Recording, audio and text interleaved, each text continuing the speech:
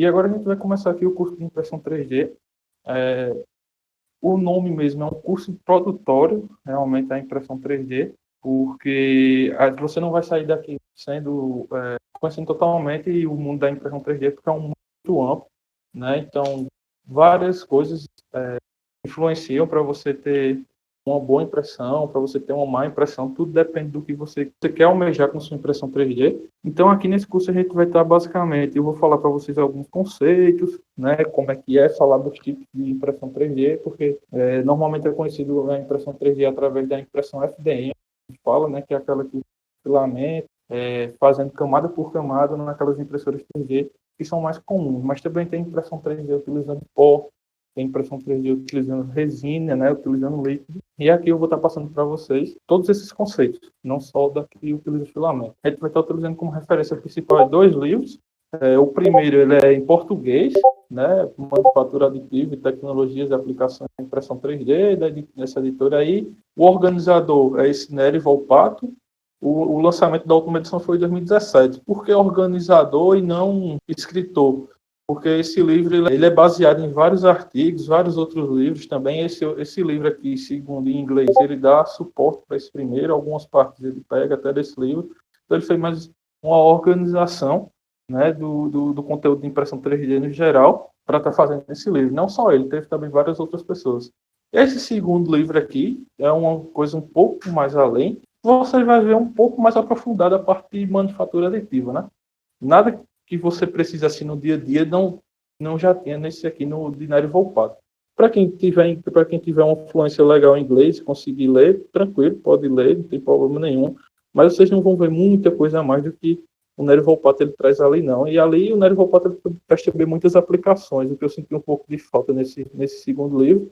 Traz muitas aplicações que é onde a gente aprende de verdade. Então, como eu falei, vão ser 5 aulas.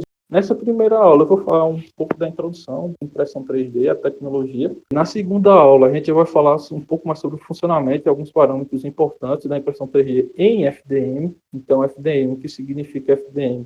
O material ele é fundido e depositado. Né?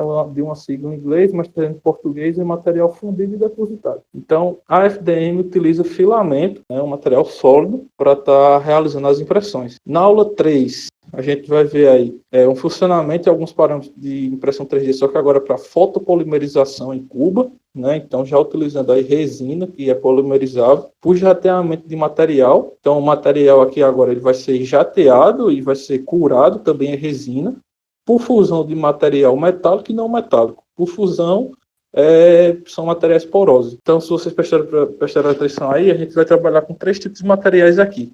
O FDM, que é o filamento, que a gente diz que é o material sólido, a fotopolimerização e o jateamento, que é o material líquido, e a fusão de material metálico e não metálico, que são os pós. Aí na aula 4, a gente vai ter o passo a passo para realizar de fato em 3D. Né? A gente vai basicamente pegar toda a teoria que a gente viu nas 3 primeiras aulas e vai aliar, né? Vai ver quais são os passos que a gente seguir para a impressão 3D. A gente vai ver também algumas aplicações. Na aula 5, a gente já vai estar aplicando agora no software. Tudo que a gente aprendeu na aula 2 e 3, principalmente, que é onde a gente vê as tecnologias, e aí na 4 também, que são os passos de impressão 3D, a gente vai estar aplicando em software scans, e eu também vou estar passando algumas dicas para vocês de impressão 3D nos software CAD. Eu podia ter colocado aqui até Inventor, né? Que é um CAD muito utilizado, e é onde tem muitos plugins né, para impressão 3D.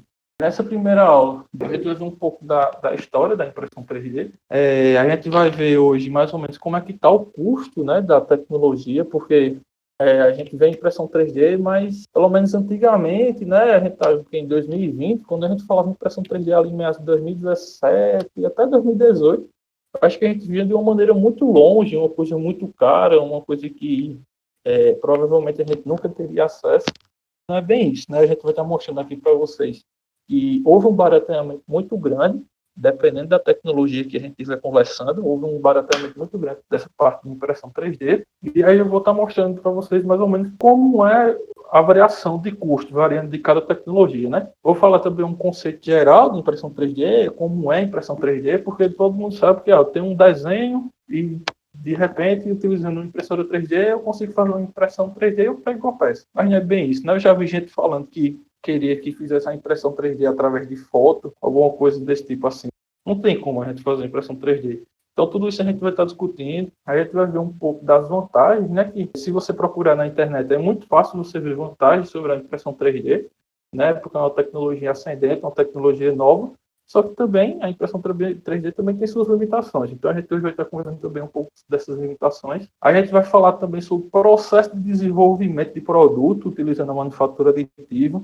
Esse processo de desenvolvimento a gente pode substituir aqui pela sigla PDP, né? Eu vou estar utilizando muito PDP, processo de desenvolvimento de produto, utilizando a manufatura aditiva ou impressão 3D. E, por fim, a gente vai ver também os tipos de impressão 3D. Como eu já dei uma adiantada para vocês, existem impressões de sólidos, que são os filamentos, e em líquidos, que são as resinas, e em pó. E aí, mais na frente, a gente vai ver uma figurinha onde eu vou estar mostrando para vocês e a gente vai desmiuçar todas essas tecnologias. Essa aula de hoje ela é bem teórica, tá? Não tem como fugir, é uma aula de introdução, não tem como não ser teórica. A aula 2 é uma aula bem legal, porque a gente consegue ver de fato as coisas acontecendo, ver o mecanismo, ver como é que funciona. Então vai ser uma aula um pouco mais dinâmica. A aula 3 também, que a gente vai ver muito mecanismo de vários tipos de máquina aí que trabalham com resina e com pó. A aula 4, ela é um pouco teórica, mas também vocês vão conseguir entender melhor, ver fotos e tal. E a aula 5 é a aplicação de software, aí não tem nem slide. Se tiver um slide, não é só para a gente estar acompanhando, eu vou estar mostrando aqui os softwares para vocês. E a gente vai estar aplicando de verdade, se a gente tivesse uma peça, como é que a gente iria imprimir. Uma coisa que a gente ouve falar muito, principalmente na área de engenharia mecânica, mas eu acho que engenharia no geral, a gente escuta falar muito desses três caras aqui, que é o CAD, o CAI e o CAM. Se a gente for parar para pensar, a ordem de se falar é essa mesmo, tá? CAD, CAI e CAM. Então, o que significa? A gente consegue ver aqui, ó, que nos três, essa parte inicial aqui, esse K, ele está presente. Então, o que significa K? É o computer aided, ou se não, assistido por computador. Então, na parte de CAD, que muita gente já trabalha, que são software Inventor, SolidWorks, CATIA, tem vários outros aí também. A parte de CAI é a assistência do computador para a parte de engenharia, vamos dizer assim. É a parte de simulação. A gente tem ANSYS e a gente vai estar simulando a peça que a gente fez aqui no CAD.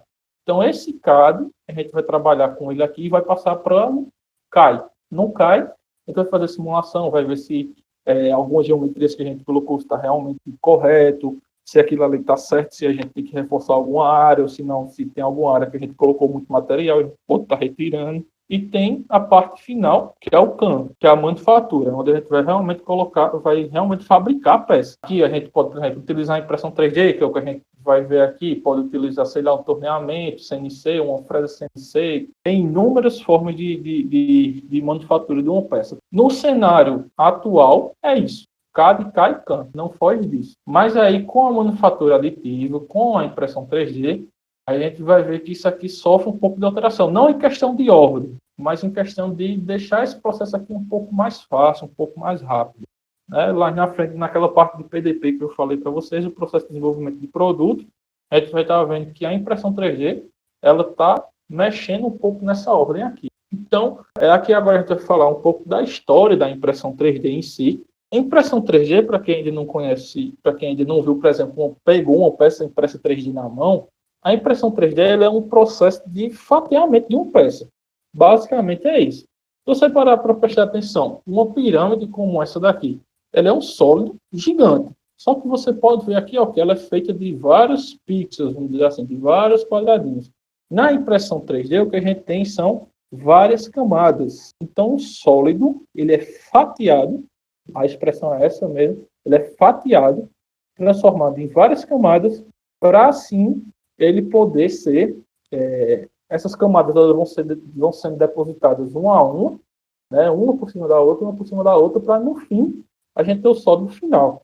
Então, o conceito da construção de objetos físicos por meio de camadas não é uma ideia nova. A gente mostrei aqui a parte das pirâmides de muito tempo atrás já se baseavam nisso. Eles visavam um objeto 3D gigante, mas eles começavam e iam até o final fazendo assim, por camadas, aqui no caso por pixels, e no final tinha um objeto 3D. Em 1899, já a topografia já era muito utilizada, utilizando aí as camadas de nível. E aí o que você vai fazer é justamente você vai estar fatiando, né, aqueles níveis e desníveis do terreno, para no fim você ter o sólido 3D. Então a impressão 3D nada mais é do que mais uma coisa como essa, uma coisa parecida como essa. A gente vai fatiar um sólido para no final a gente juntar todas essas fatias e ter o sólido novamente. Aqui em 1974 começou a utilizar a ideia de fatiamento para a fabricação de moldes com geometrias complexas. Já em 1983, vocês veem há muito tempo,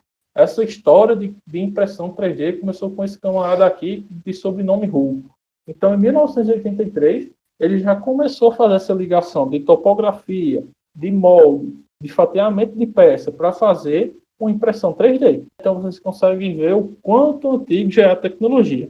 Em 1989, a gente teve essa primeira empresa aqui de impressoras 3D. Essa empresa hoje ela é muito, muito conhecida. Até hoje, ela é a pioneira e hoje acho que ela comanda o mercado ainda de impressão 3D. É a Stratas. Em 1989, ela começou a pegar essa ideia que esse camarada aqui começou a desenvolver e começou a dar um profissionalismo à coisa. Começou a fazer uma impressora de fato para uma impressora que de fato conseguisse fazer peças grandes, peças um pouco mais demoradas. Nesse início, o processo tradicional levava em torno de 6 a 8 semanas para fazer uma peça, sei lá, do tamanho de um lápis de quadro. Então, ainda era uma coisa muito demorada, era uma coisa que ainda não era vantajosa. Os processos de manufatura mais comuns, eles ainda ganhavam muito nessa parte de manufatura aditiva, e além de acontecer vários problemas aí durante essa impressão. E a peça ela tinha que ser refeita, remanufaturada muitas vezes. Então, a tecnologia ainda muito precária, mas que já estava começando a engatear aqui em 1989. Entretanto, né, a Stratas ela foi crescendo, foi desenvolvendo, foi trazendo impressoras, já estava num nível muito legal, só que aí, em 2005, a patente dessas máquinas expirou. O que isso quer dizer? Isso quer dizer que eles não tinham patente, vamos dizer assim, de uma máquina. Eles tinham mais a patente da tecnologia, da ideia de como era que isso acontecia. Por exemplo, se a gente estiver falando da FDM, ele tinha mais a ideia de como é que o filamento entrava na máquina, ele tinha essa ideia. Só que em 2005, essa patente caiu. E aí todo mundo pôde começar a trabalhar em cima dessa ideia, desenvolver seus produtos a partir dessa ideia, até que em meados de 2014, por isso que a gente fala que é uma tecnologia nova, porque ela veio começar a demonstrar um pouco de flexibilidade e rapidez, que são as suas principais características hoje em dia, em 2014. Por mais que tenha começado a ser desenvolvido aqui há muito tempo atrás, em 1983, só em 2014 que a gente começou a ter os chineses, porque foi eles que pegaram essa ideia da Stratas, então a empresa norte-americana, e começaram a fazer uma versão mais barata dessas máquinas, que tinham menos dor de cabeça, vamos dizer assim, as coisas mais simples, e começaram a conseguir baratear essa ideia. E quanto mais eles barateavam, mais a ideia se difundindo e cada vez mais pessoas comuns, que não têm empresas, mas que têm um domínio técnico grande, foram colocando as mãos nessa máquina e foi melhorando cada vez mais.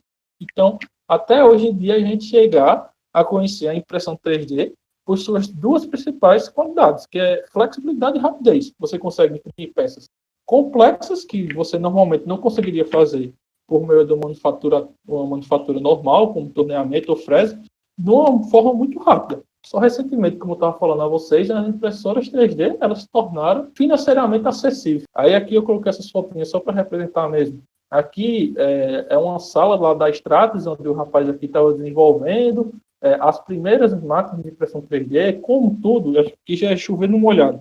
Como tudo a gente fala que antigamente era muito robusto, muito grande, e hoje em dia a gente tem impressoras pequenas entregando resultados incríveis. Por exemplo, aqui essa impressora consegue imprimir uma arma, vamos dizer assim, consegue efetuar, sei lá, 2, 3, 4 disparos.